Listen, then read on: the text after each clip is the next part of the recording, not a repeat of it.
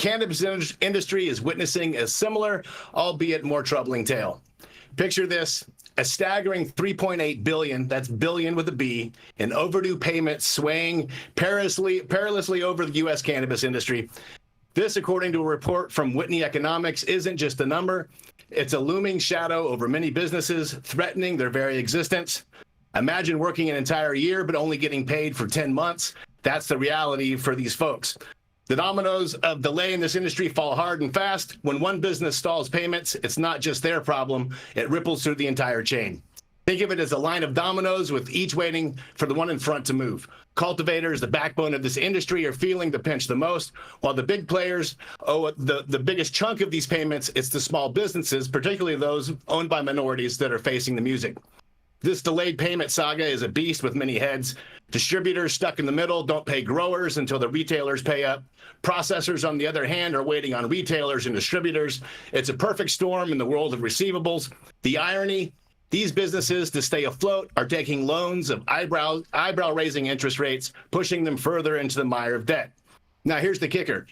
This entire charade of delayed payments, while serving as a lifeline for some, is a noose for others. It's a vicious cycle. Someone's always waiting to get paid. One interviewee from the report spends most of his time chasing payments rather than running his business. But wait, there's more.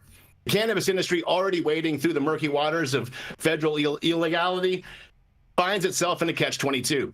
Companies are playing a dangerous game of financial Jenga, each trying to survive, but at the risk of toppling others.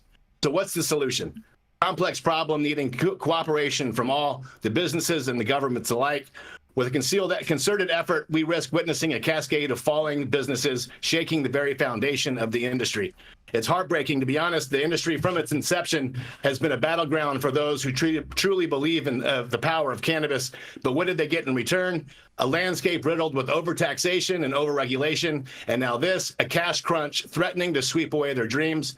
These pioneers of the cannabis world set the stage only to watch helplessly as their efforts are overshadowed by massive corporations poised to take over once federal legalization rolls in. It's a tale of loss, of missed opportunities, and of an industry that's trying to stand up while being pushed down repeatedly. We must not forget the true defenders of this plant, who, despite their sacrifices, might end up being mere footnotes in the grand narrative of the cannabis industry. I'm Stone Slade, and thank you for getting high at 9 with me. Man, Stone. Man, so I mean, I think these delinquent payments and everything, and if we want to talk about individual states and how they're handling this shit, man, Metric and getting into bed with the state of Michigan. Mm-hmm. Do you think that is like the going to be the new norm? 100%. I mean, to me, it already kind of is. I mean, they're in bed with the state of California.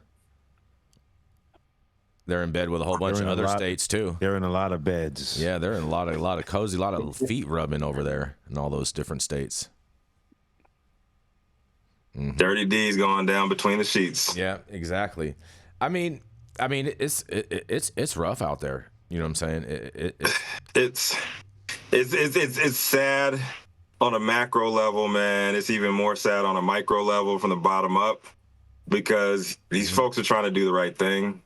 They're trying to leave the street life behind, and it's just been way harder than anything for anybody to survive with all these taxes, with them not shutting down or even regulating heavy against these trap shops. And then you have price compression and all these advertising laws. My heart really goes out to the people who have been left behind. My heart even goes out further to the people who fought hard for these social equity licenses just to be, given the bait and switch here. And I don't see any kind of remedy at this point. Mm-hmm. Yeah. It's just, I think it's just primed. The market is primed, whether we think it's going to be descheduled, rescheduled, or, all out legalization. I just think the entire industry is primed for big industry to take over and buy shit pennies on the dollar. Mm-hmm. Yeah. It definitely is. It definitely is. Dale, you have any thoughts of all this delinquency by all these cannabis businesses or all these cannabis retailers owing their suppliers so much money? Well, let me start by saying I didn't hear what either Stone or Rico had to say. No, that's I why, do that's have why I a tried lot to of synopsis it clients for you. that have high receivables. Let's give it the kind name, the soft word, high receivables, where people put product out there and it's not being paid for. And it is a mess in our industry. And we don't have bankruptcy, and the options are not good beyond that. And there's an attempt in California to force vendors by statute to have to pay within a certain amount of time. I don't know that is going to work. Banking's an issue, and we just have this thing that, we're bros, we'll trust each other, and the next thing you know, you're tens of thousands of dollars in debt. The person wants to keep getting your product they haven't paid for it, and that's where people start calling me. Now, what should I do?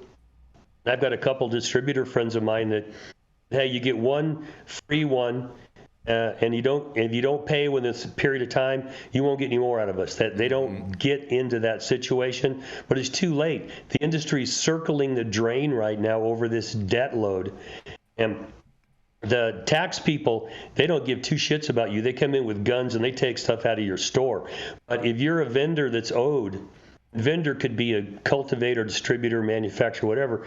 What do? I mean, if you're in the trap market, you come in with the Hell's Angels and bust somebody's kneecaps, and you get yourself paid. You don't get to do that in the legitimate industry, at least not without getting in trouble. And I don't know what leverage you have here, because I don't have a good answer. If you call me, because everything is going to cost you money to recover money that somebody else owes you. Yep. And they don't have it to give you. Exactly. It's a mess. Exactly.